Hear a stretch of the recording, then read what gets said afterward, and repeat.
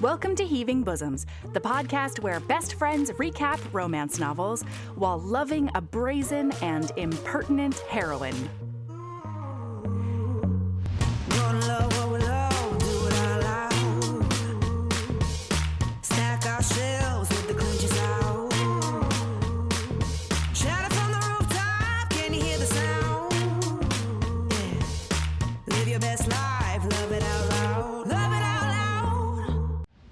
Hey HBs, it's the start of a 2-week event. That's right, we're splitting this book into 4 episodes, 2 this week and 2 next week. But patrons with access to early episodes have everything right now. We'll get more into that in a bit. First, this week on Patreon and our Apple Podcast subscription, Sabrina and I are talking about the second half of Dark Sky by Kresley Cole, book 15 of the Immortals After Dark series. We jump right in where our hero realizes how idiotic his obsession with her sexual history is, and the grovel ends up being pretty good. He's got a lot to do to earn her trust, let me tell you. That's this Friday on Patreon and our Apple Podcast subscription. Okay, look, I've been pretty delinquent in shouting out the amazing people who have supported us recently on Patreon. And I don't want anyone thinking we don't appreciate them. That couldn't be more wrong. So, welcome and thank you for being here. Itaski, Lily, Sammy C, Sarah S, Madison B, and Harishini. Patreon is where you can get these episodes early and network ad-free. For example, like I said, patrons already have the nearly 4 hours of our recap right now. You also get bonus episodes, live hangs, and more. You can check it out at patreon.com/Heaving Bosoms Podcast. The link is in the show notes. All right. Today, we have a special guest who joined us to recap this book. BFF Alexis is here with Sabrina and I to talk all about Sweet Rune by Kresley Cole. Here's part 1.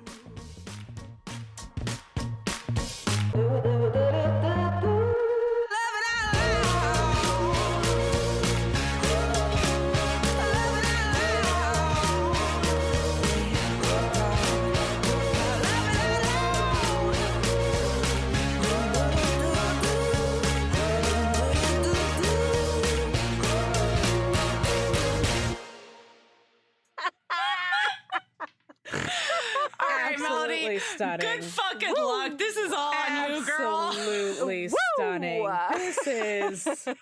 This is incredible. I was so smug too. I was like, you're going to do 3 and 6. And I didn't even think to myself, you should lock in on what you're going to do. No, Melody. you weren't locked in. But I actually, though, I kind of appreciated it that you were like, no, I'll say 3. You back up. It's like, okay. I'm just kidding. Shut. I love, and you did. You yes-anded me right into 4. Yeah, like I what was in it. I was like, I'll be 4. I'm open. Very. I was just. What a legend. Oh my god. All right. Hey, listener, we're here. Hello. We're here with Alexis. Ooh. Hi. Yeah. Hi, Alexis is back. Yeah. Hi, listener. I'm just going to take the lead here since I've been doing a lot of little Kesty episodes for this little situation. So basically, if you've missed the last couple of episodes, there've been a lot. Like, Mel and I are in the middle of doing a continuing series that we've started, whether they're Patreon books or public episodes, all of the above, just series that we enjoyed and wanted to continue on. And you will have already heard if you're on Patreon that we did the next, actually in between Lothair and this, we've done 4 Immortals After Dark books, I think, on Something Patreon. like that. Gorgeous. We decided that obviously Immortals After Dark was going to be one of the continuing series that we did. Duh. Right? Like, we're going to end up with the We're whole not series. monsters. You know? Yeah. Jesus. Well, also, like, Alexis, it worked out kind of perfectly that when we hopped back into this, if we do a Patreon episode every single month for the rest of the series, we're caught up in December. Amazing. So, like, perfect. Yeah, Perfect it really timing. was the universe and the timing being like, yeah, we'll make Yes. that work. Yeah, Yeah. we could do that. I love it. So we're here. We were originally we explained this on Patreon, but just to explain to everybody else, we were going to do Dark Sky as our public episode. That's going to be what we were coming back into this series publicly with.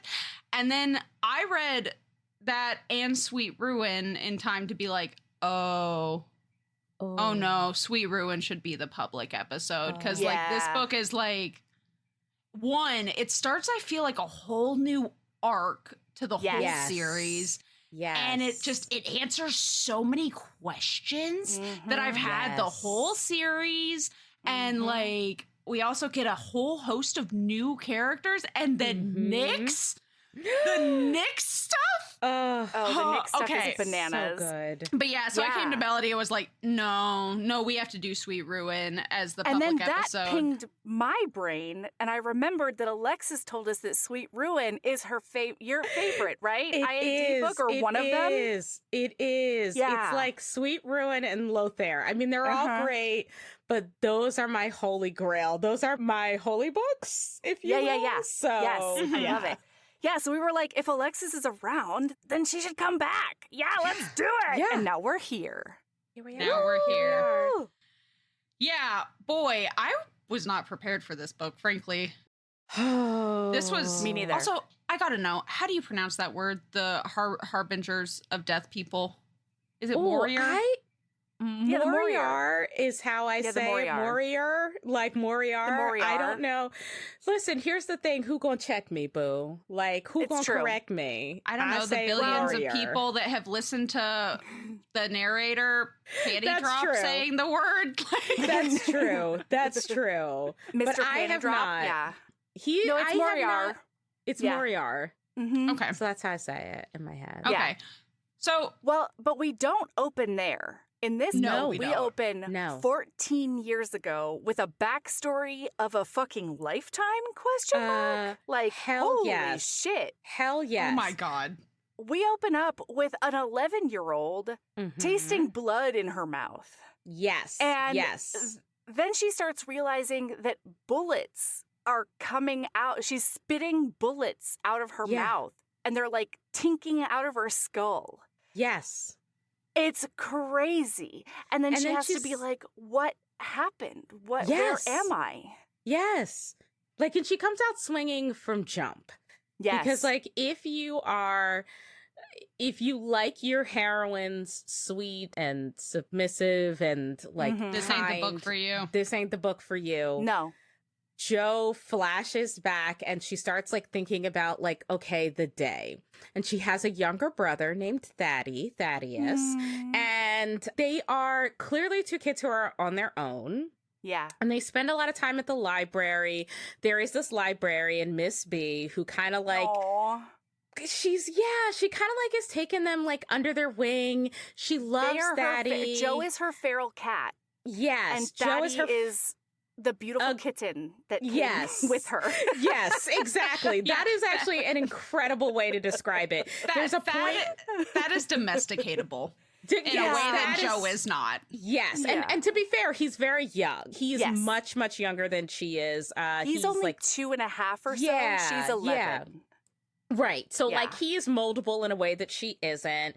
There's a point even when she's about to head out in the library and it's like, what are you doing? Going to pick more pockets? And Joe's like, yeah, want me to bring you something back? Like, she is a baddie, but, like, she's also a kid who is like, I gotta survive. And I will Yes. do whatever it takes to survive. She loves her brother. Her brother is her North Star, her Yes. everything. He is her reason for being.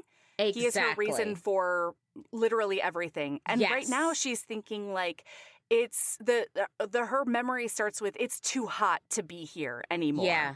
She Mhm. and Thaddy need to escape because even though they have this librarian who feeds them every day Yeah. and really wants to adopt both of them, Joe, for understandable reasons, can't trust a single being No. in her orbit other than No. Thaddy.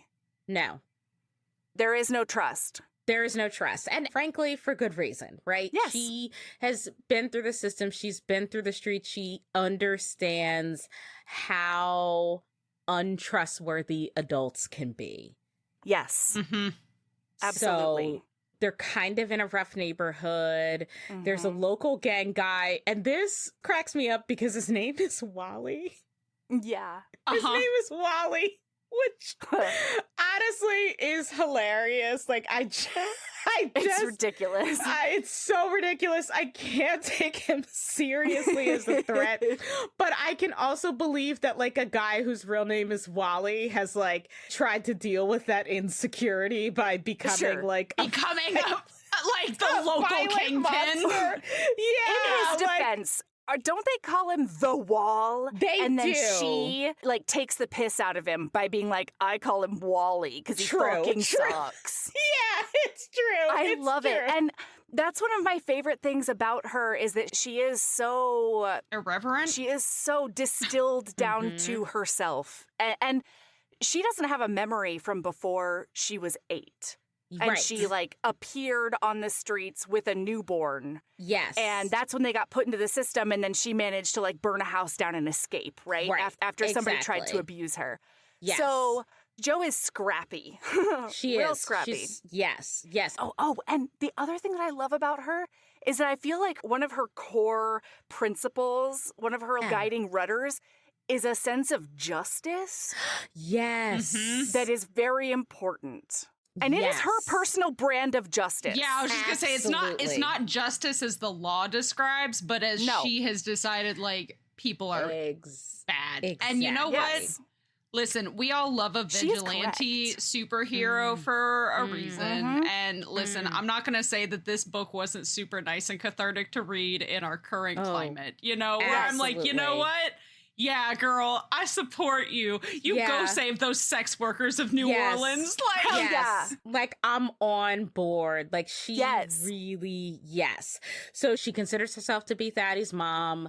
Like, she's very protective. It's hot outside. Like, it's hot. Like, she's just like, this place is not, like, working for us. She is very cognizant of, like, she has to be, of her environment. Do we need to move? Is this place safe? You know, like, where can we be? And she knows that she's been meting out just enough justice to get on Wally's bad side. Yes, exactly. He's catching on to the fact that, like, she's the one who's making his life really hard by putting super glue on his door handle and burning down his house yesterday. Was also kind of inconvenient for him. Yeah. I mean, you know, a smidge. It's honestly like, why was he so upset? Seriously. Like, yeah. You take yourself so seriously. So Wally, and I won't call him the Wall, because if you shoot a child in the face, you Wally. But that's what he does. He's got she runs into him. It's like him and his little, like, jackass friends. Yeah. They're all on drugs. And so he, you know, basically confronts her, and she is a little smart mouth and has a little smart mouth response for him because he's mad about his house burning down. And I think she says something like, well, what did you leave your tea kettle on again? Or something like that. And he freaks out. He's like, you know, wrong answer, bitch. And he shoots her in the face. An 11-year-old. He empties a gun into her head. Yes. And so she wakes up again on the table, and her response to that is not, oh my God, the horror, I'm so sad, I'm dead. Her response to that is, this motherfucker. Like, she is furious. Yes. that this happened. She, like, floats out of her body after, like, the bullets tink onto the metal table that she's lying on. Floats out of her body and looks down, puts all of this together, and she's like, oh, not fucking today. Nope. Not even close. And I also love this because she's like, okay, so I guess I'm dead. I gotta figure this out. Am I a ghost? Am I what's happening? She realizes that she can manipulate physical objects around her.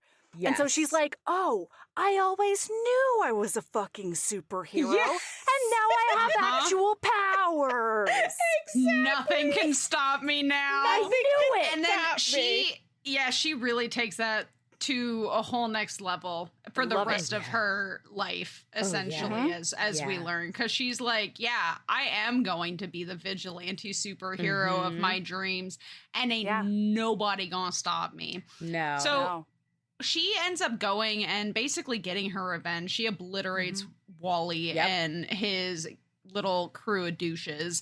And then she goes to... Well, but first, when she slashes his throat, she makes a very important discovery. Yes. And that is that his blood sprays into her mouth, and she's like, oh, is that everything my body's ever wanted? Because up until this point, she and Thaddy have been pretty different. And one of the biggest ways is that she's always been kind of wraith-like and malnourished. She's always been really, like, pale and gaunt. Yes. And when this blood hits her system, she's like, oh, all of my cells are awakening. Yeah. I think I found the key to the puzzle. Yes. I guess I drink blood now. I'm a vampire. Yes. I'm a a vampire. ghost vampire. Like, she's just like, and she just like is rolling with the punches, and she feels so good. And also she physically changes.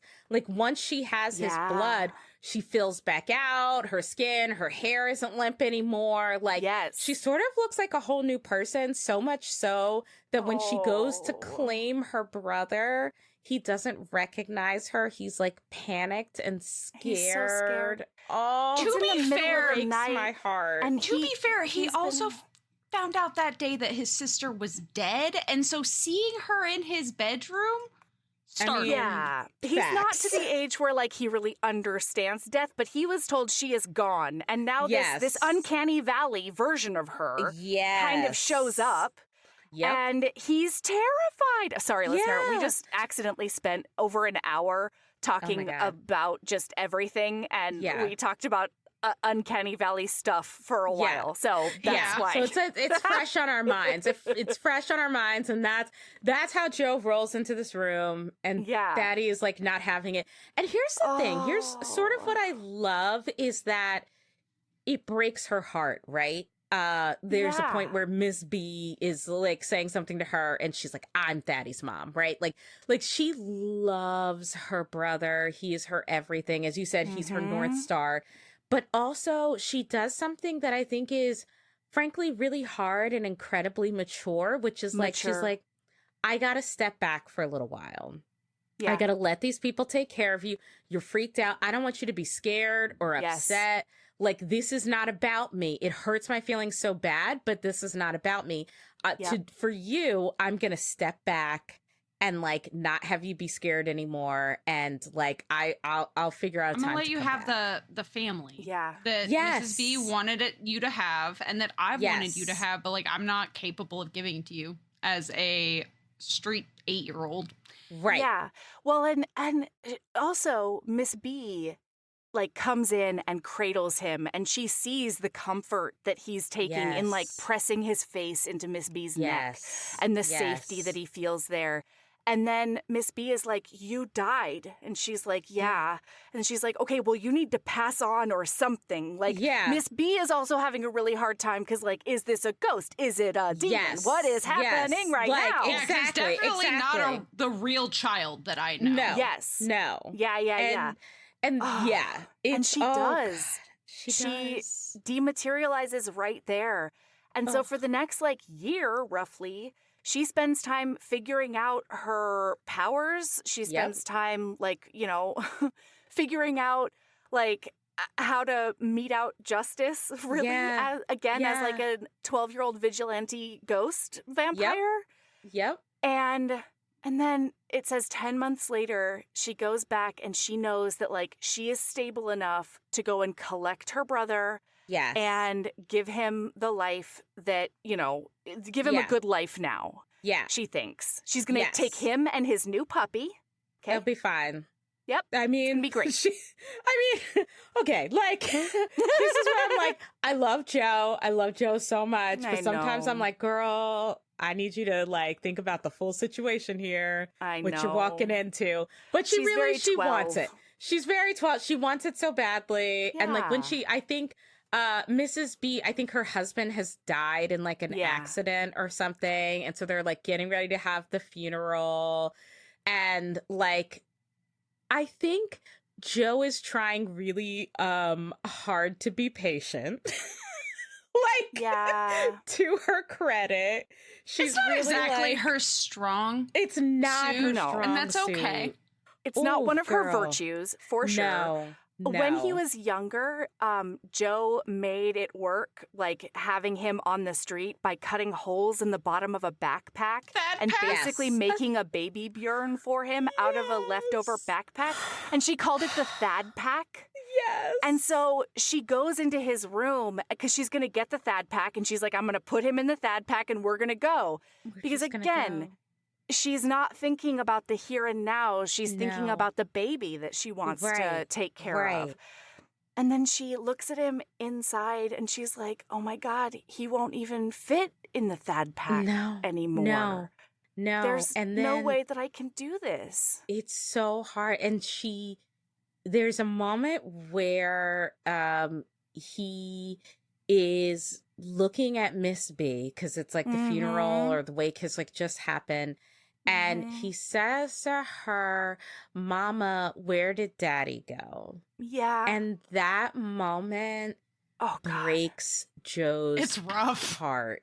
It's rough. And Jo stood in the worsening storm, heart shriveling, because she'd reached a conclusion about Thaddeus' future.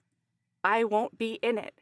She pressed her palm to the window. Though no imprint showed, she willed him to turn in her direction, to see her. But he didn't.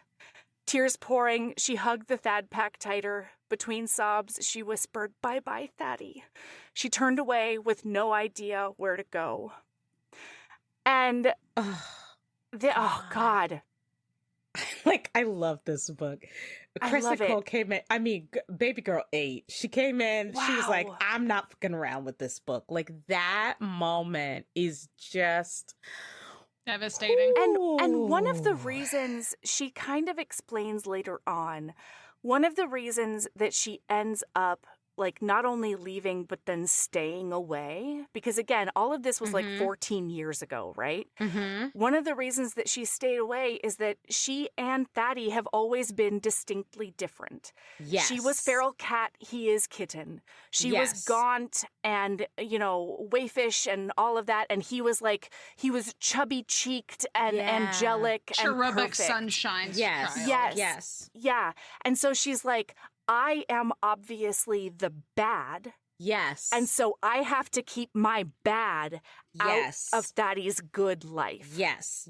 And she now wears the bullets that she was shot with as a necklace to remind her that she is never going to be able to go back to Thaddeus. She's never going to be able to change what she is and how she has developed. Oh my God. Yes. It's like, it's so brutal, but it's an interesting diversion because if you've read, Sweet Ruin is what, the 19th book, the 20th book? It's 16th. It's pretty far in the series. It's in there.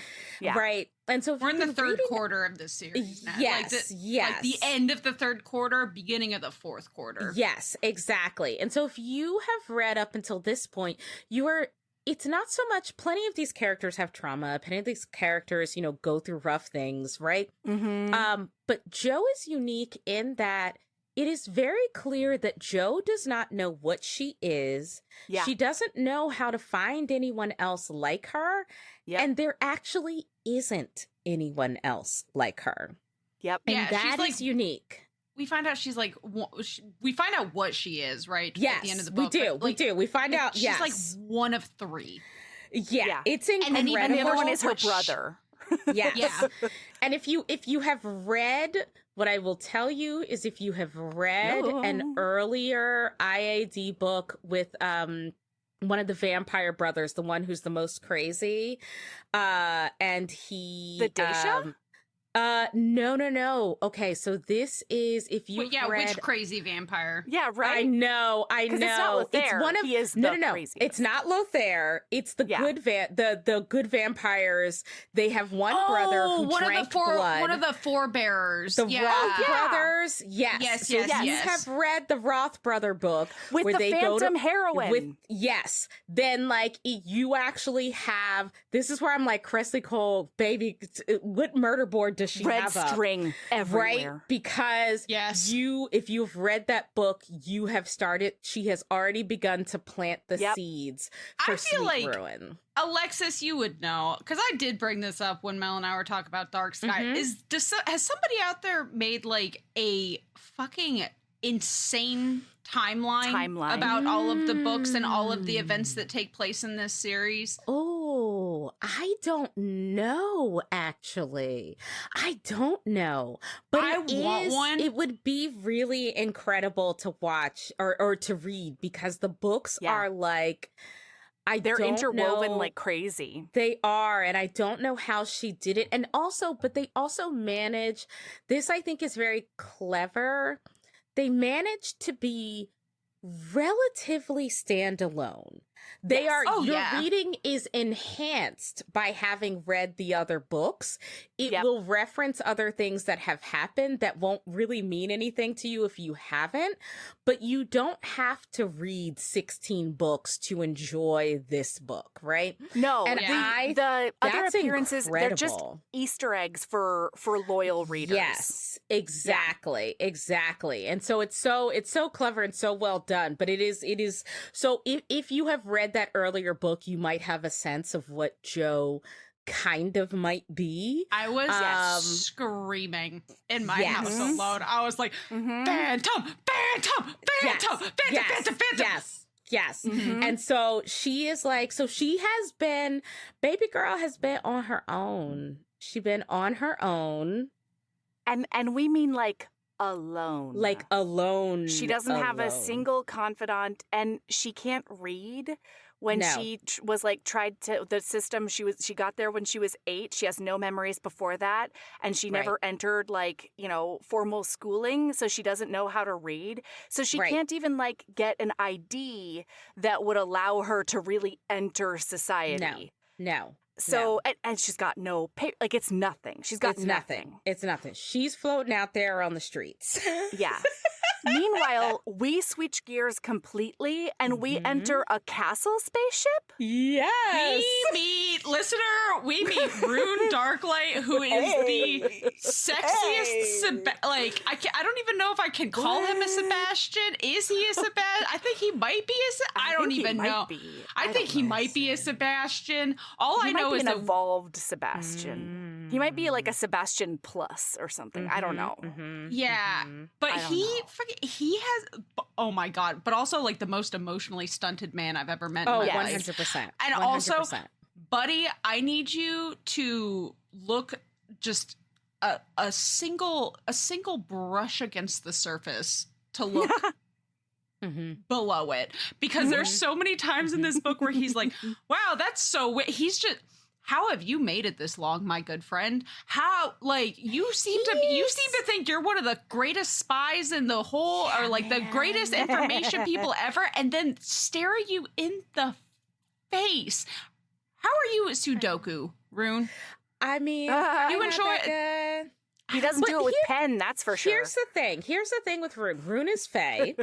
Which is like, we'd love to see it. Dark Fae. A dark Fae, okay? He is a Bane blood. Yes. So his blood is like poisonous. Everything he secretes is poisonous. Yes. His saliva will kill you. If you lick his eyeball, that will kill you. If he could produce semen, that would kill you. Yes, that would kill you.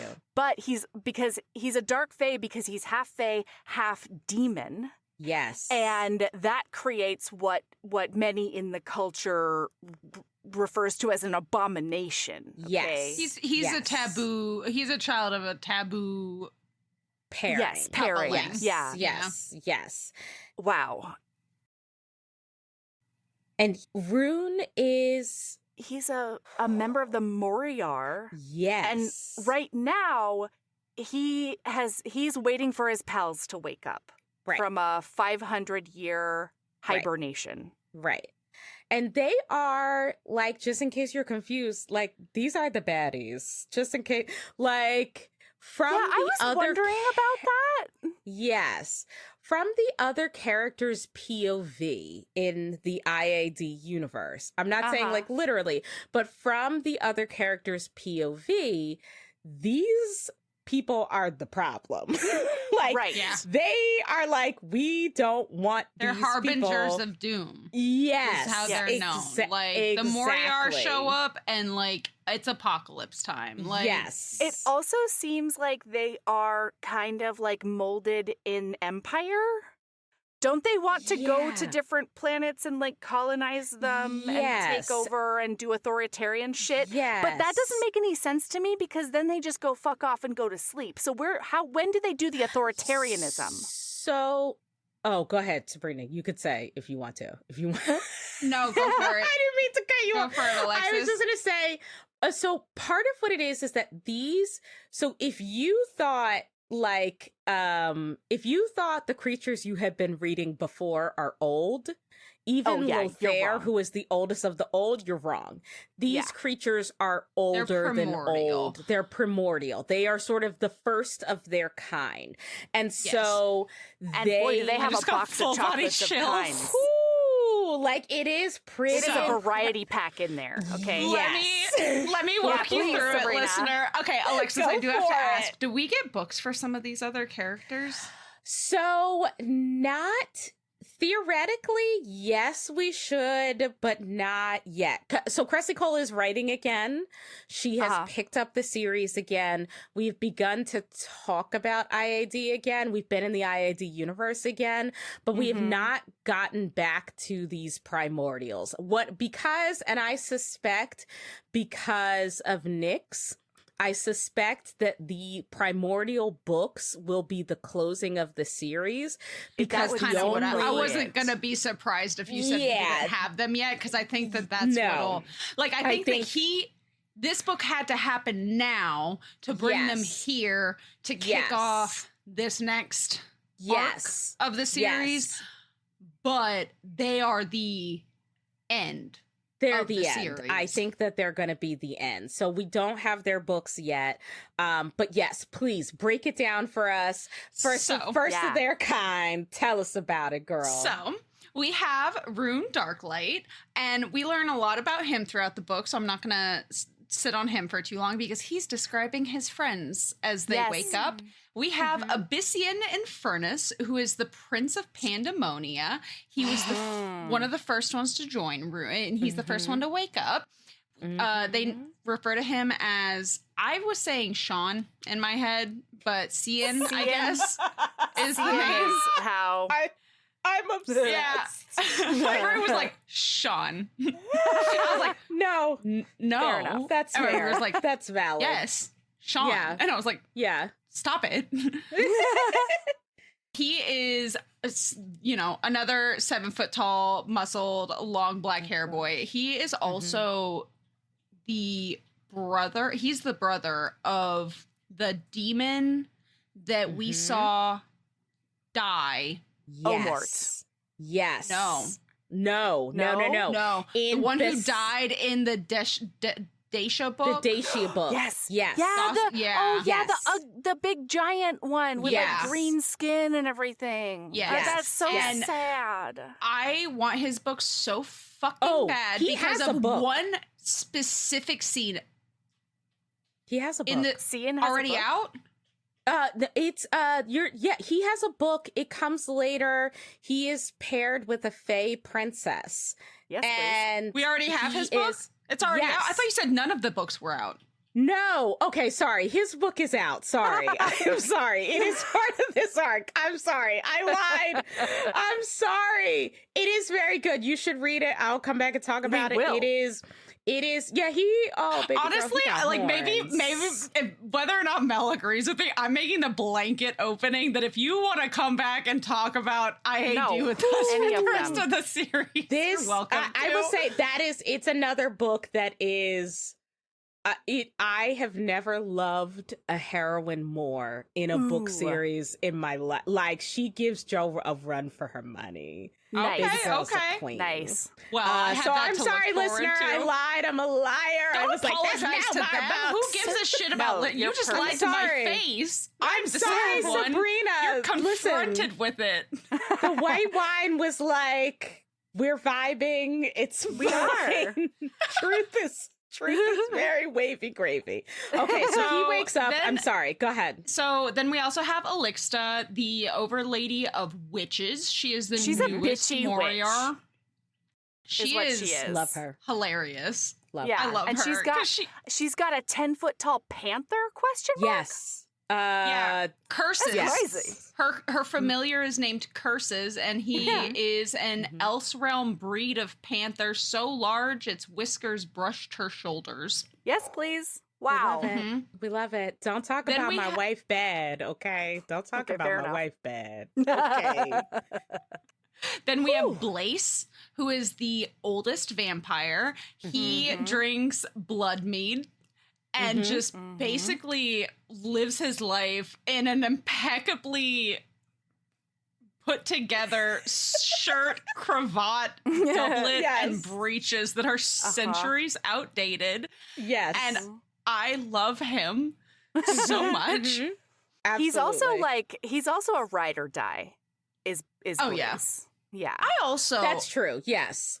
I gotta ask, do we think that Blaze, like, he can't be the dad of some of these people, can he? I was wondering about that. I thought he the might be her whole dad. book, there were some drops that, and then it's never answered. There's never a It's not satisfying answered, answer. and I don't know. I know that outside he of knows Blaze, her the dad. oldest is Lothair, right? Like, Yes. and if you think Lothair is crazy, I feel like Blaze would give him a run for his money. But I feel like Blaze Blaze is like, looks very cultured and put together on the front, and Yeah. is just teeming on the Yes, inside. on the with inside. just when we get his book, his point of view chapters are going to be like, insane. oh, this It's man gonna be insane. has lost the plot. Insane. But he's also like, again, like with these creatures, because they are so incredibly old, because they go to sleep for centuries at a time. Like that's how, which makes sense if you think about it. I think That's the way I would do immortality. If I could. absolutely. I think Cian or the Obsidian, the one you were talking about where his Sean? brother died. I think he's 10,000 years old. Like it's crazy. So like, Yeah. there's no like Kresley Cole's very clear that like being an immortal will drive you to madness. Yes. Right? There's a reason all these people are a hot damn mess. So like it makes perfect sense that like they sleep for 500 years, 1,000 Yeah. years here and there. There's just no other way. I don't think they could endure existence Yeah. if they Yeah. didn't. Yeah, I Yeah. mean, so when the demon wakes up, he finds out. They all just sort of get the download of what's been happening for the past Yes. 500 years. Please hold. From we have two Rune. more people real quick. Oh yeah, who's left? Sorry. The Rock. Oh, the Lyca, werewolf. The werewolf Sorry. who growls and literally huffs and puffs buildings I wasn't down? stopping this section. I was Oh, just yes. commenting Yes. on how they might be crazy. Oh, Like, I'm so sorry. That's okay. That's okay. No, for example, like when he finds out his brother is dead, they're like, I don't know if they're twins or just like really close or something, but his brother is like the ass ugly one, question Yeah. mark. And then he is like the most beautiful creature ever, right? Mhm. The other brother was like more monstrous. Yes. And so he finds out that he just wanted voluntarily entered the death tournament because he thought that might be the only way that he could Yes. win a willing wife. Yes. It's Like- heartbreaking. And then, like, it made me think Ah. about how he was treated and talked about in that book. Yeah. Yeah. And I'm like, Yeah. It's kind of why reading all these books is sort of fun, because when you read that book, you're in a completely different set of POV. Yeah. He is a monster to them. He is the enemy. He is a danger, right? And then you come to this book and it shifts the perspective just a little bit, and you're like, oh, damn. He just wanted love like all of us. He just wanted love. He just wanted love. And then he died for it. It's fine. Everything's fine. Everything's Pretty fine. heinously and brutally. Like, it's fine. He did. Anyway, so please, the Lycae. There's a Lycae. It's the old, and the Lycae, remember when we read that Lycae book, he, like, if he didn't change out of his form, he would go Nutter Butters and stay wolf man, right? Yeah, and and that's basically where this guy is. On that line. Except, like, 10,000 years later. Yeah. Well, it's like how you know how you never know when the bee sting that's gonna make you deathly allergic to bees is gonna happen. That's kind of him and transitioning into a werewolf, except he's never coming back from being a werewolf. He's like, every time I flip flop over, I might just like stay here. Actually. Who knows? Yeah. And there are, again, if you read the other books, there are Easter eggs. There's a moment where I think actually he even appears in an older book, but like as a Howl, and like another Lycae sees him kind of out of the, and it's kind of like, is this real or is this not real? Like, so like you will like see moments in like, if you read the whole series, it's kind of fun because you'll see moments where you're like, wait, I think I know who that like obscure random reference is for. Is this gonna be a series that I reread? It's gonna be a series I reread. I reread it regularly, girl. Yeah, oh man, just because like I feel like. But like I don't know, man. I say that I've been crunching all of my data lately because I've been building a system for myself, and I'm like, I'm not a rereader. And then as I'm going through it, I'm like, I've reread a lot of these books. Yeah, interesting. These are fun to reread because you're gonna pick up things. Because you're gonna pick up things. I feel like there's a lot of stuff she has been seeding, and it's a lot of fun to read. Yeah. I think what are there 23 now? 21? 23 right now? I thought it was 23. I think it's 23. With Monroe? Probably right. Yes, with Monroe, and there was the Witch Queen of Halloween. Yes. So, yeah. And there's a Dacia MM book that is, mwah. Oh my God. Yes, please. It's incredible. Wow. So, yeah. I think the engine's stalling out on me. Yeah, that don't sound right. Dang, got a lot more miles to go. Nah, be okay, mate. You ride with Geico Motorcycle Insurance and got their 24/7 emergency roadside service. They'll be here with a tow in no time. Good, because these boots weren't made for walking. Those riding boots are pretty sweet. Oh, you like? Do you think they come in a size 1 inch? I don't know. It feels good to ride with help. It feels good to Geico. Emergency roadside service is optional coverage. And then we meet the final Moriar. Yes. So sorry, hang on. The most important. We meet their liege, Orion, who he is known as the Undoing, and he is a being of unknown descent. But Rune believes that he's at least a demigod, maybe a full deity. And that's basically, so the Moriar have 12 seats at their table, essentially. And this is, how many of and they've been collecting people. There's 10 now. Yeah. Yeah, but some of them aren't away. Some of them are. Some of them aren't. Some of them are like literal dragons and stuff. Yes, exactly. Or they're still sleeping. They're like, we're not going to wake them up until we have to, you know? Yeah. I wouldn't wake the dragon either. That bitch makes its own choices. The dragon's chill. Chill. Oh, okay, good. Dragon gonna be all right. He gonna be all right. Yeah, so we end up meeting everybody, and basically when everybody wakes up, they get a download out of Rune's head about what's been going on in the world lately, and they're super, super startled to find out that gods are dying. They're like, I'm so sorry. They're doing what on Gaia? Yes. Yes. It is. It's kind of they're it's a shock to their system. Well, and But so also, they're like, why is this happening? And he explains Exactly. Nyx the ever-knowing. And then that is when Orion needs to look off into the middle distance and decide how to deal with Nyx. And he decides that she dies. And that's Bring going to me be her the head. archer's job, Rune. Absolutely. So And that then kicks off why he goes to Earth.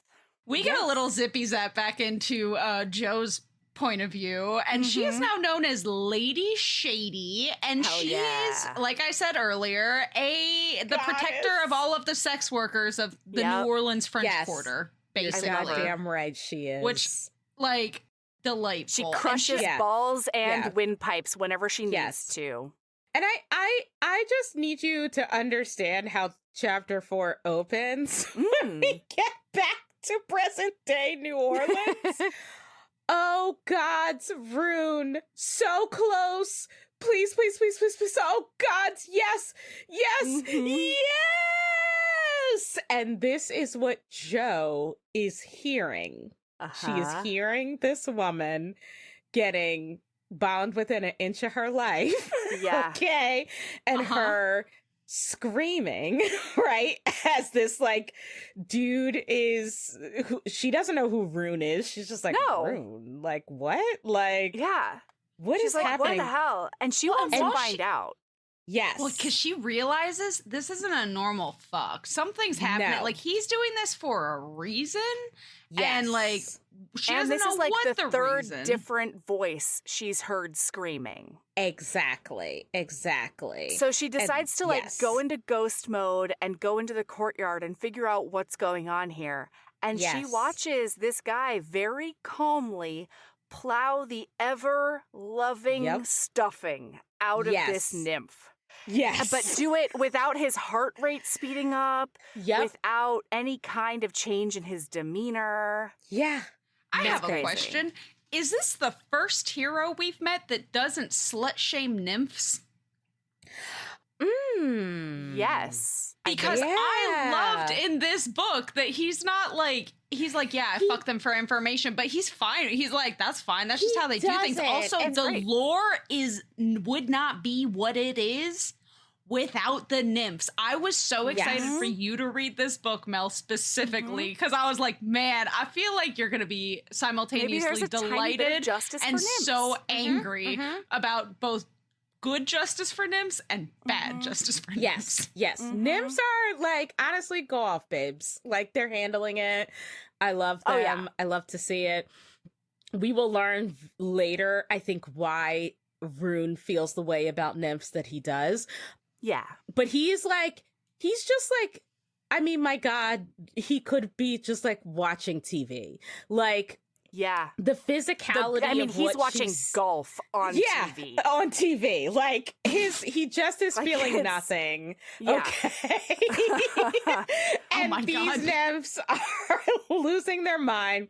Joe's watching like a total I mean, he's creeper, hitting and I balls. love this for her. Like she is just, and she thinks his name is like low key a little bit ridiculous. Like she's just watching it and kind of laughing, and observing him. And kind of taking because- him in. Because you she's know? like, Joe is constantly looking for connection. Yes. And so she's seeing, like, she's hearing this guy rock these nymphs' worlds, and she's Yes. thinking there must be some sort of connection here. Yes. Right? And that's what she's looking for. But then she sees how disaffected he is the whole Yeah. time. To the Yeah. point that he just sort of announces in a mumble, like, I'm about to come. Yeah. And then he just stills with no change of facial expression or Y'all. anything else. My self-confidence could not take this brutal hit. The way that he interacts with these people, I don't think I would let another person near my pussy again in my life. Truly. Like, you're not even doing this to me, and just Yeah. witnessing you do it, I'd be like, Yeah. oh yeah, I'm never having sex again. Yeah. Never. But he is very skilled at sort of pretending that he is into it. Like even like he stops and one of the nymphs and he kind of like he says, "Oh, you want more? I won't disappoint you, Dove. But you can't disappoint me." promise me you'll do as I've asked. And he's clearly trying to get her to do stuff. She is like, I swear, oh my God, just please, please, please don't stop. Keep going. And he says, good girls get rewards. Yes. Which I was like, okay. Well, I mean, what you want me to do? Like, what are we doing, baby? Do you have a specific request? Yeah, or? like Sabrina, like I would be weak. I'm weak. I would be weak. I would be like, yes. Listen, that's the problem, though, is I'd be weak and then I would be gutted.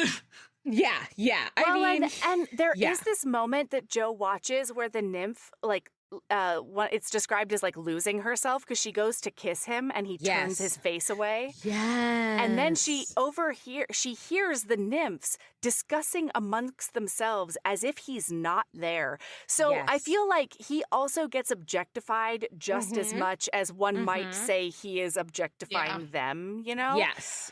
But that's when we find out that every single one of his secretions will kill you. Period. Yes, the end. Exactly. Yeah, listen. We understand why sexy Rune does not kiss once we learn about it. But I'm just saying, this specific scene, witnessing it, rough. Yeah. Listen, rough. I'm not the heroine in this book, and it's fine because we find out that he's here fucking nymphs because he's here for information about, he's looking for a lock of Valkyrie hair, which is where Dark Sky. We forgot to mention it in the Patreon and comment on it, but we did talk about this lock of hair that Nyx had left with Lanthe that just goes missing at some point. It's Nereus's offering. And you need that's the why lock Nereus of hair. meets with them. Yes. Oh, yes. I did not connect that. Okay. Yes. Yeah. You need the lock of hair because the Valkyries are feared, and for good reason. You cannot get into Valhall without it. It is like a haunted horror palace. Yes. And so there's no way through. Yeah, because the wraiths are going to mess you up, buddy. Are going to get you. So he is like, if I am going to get anywhere near Nyx to kill her, I need this lock of hair. Yeah. So like, this is, honestly, he's at work. Y'all, he's at work. But that's why he's like he's gonna take his little legally required 10-minute break to go find his smelly little voyeur that he realizes is there. It says meadow berries mixed with warm rain, and meadow berries are something that were specifically from his home planet that like remind him of comfort and home. Yeah, it's crazy. His mouth is watering. The nymphs kind of ask him, why are you going after Nyx? And he's like playing it off like, I mean, I just want to sleep with her. Like he makes it seem like, I've always wanted to fuck Valkyrie. I've always wanted to fuck her. Like who doesn't? Which, I mean, frankly, truth. Fair. Relatable. Valid. Relatable. Yeah. Okay. I'm not throwing stones. No. I mean, not in this glass house, baby. That's right. No. And so he is, though, kind of out of the like they're wandering out. The nymphs have sort of like, okay, we promise. And he's kind of like, I think this is the first experience, at least for Joe, where there is someone who is capable of seeing her while she is capable of seeing them.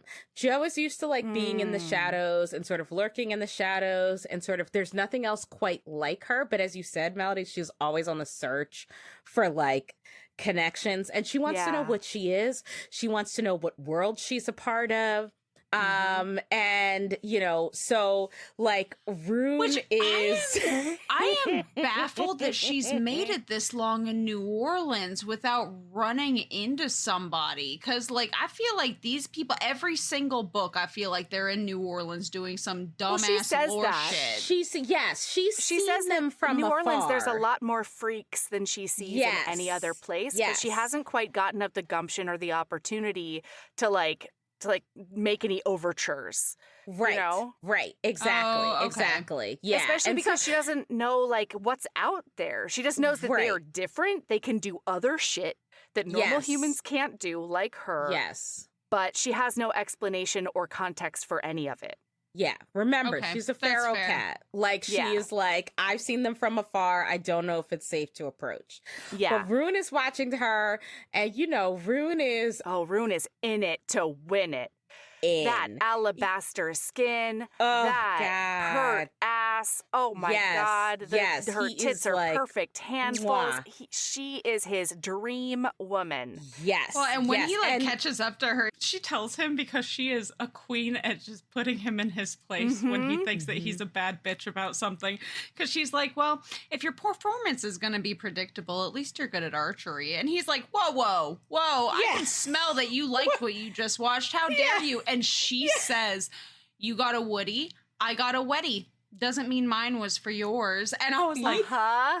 Joe, I'm obsessed with you. She is such a queen, and he loves it. He loves that she is like willing to go, because also, like, I think part of It's being novel. Moriar is like, yeah, it's novel. He is used to being either manipulating or like the thing that creatures fear, and so like here she is. She's just like giving him a hard time, and also she's kind of like, I'm not taking these panties off for you. Like, She's not falling over herself. She's not slavering to get his pants off, which is the norm for him. Yes. Because he's sort of become a legend. He's got like a horse cock that doesn't quit. Exactly. And this is his specialty, right? Yes.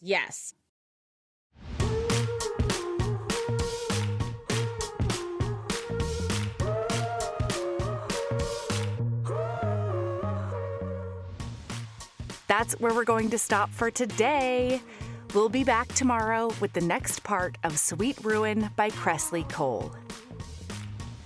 Heaving Bosoms is produced by us, Melody Carlisle and Sabrina Bradley. Editing is done by me, Melody Carlisle. Our theme music is by the incredible singer-songwriter Brittany Fonts, and our art is by the ultra-talented author Kate Pryor. If you like our show, remember to follow us on your favorite podcast app, rate us 5 stars, and leave a review. That one small action is a huge way to help the show. If you want to get in touch with us for advertising inquiries or anything else, you can email us at heavingbosomspodcast@gmail.com. If you want more of us, visit patreon.com/heavingbosomspodcast. You can also find us on Instagram at Heaving Bosoms, on TikTok at Heaving_Bosoms, and in our Facebook group, the Heaving Bosoms Geriatric Friendship Cult. See you tomorrow.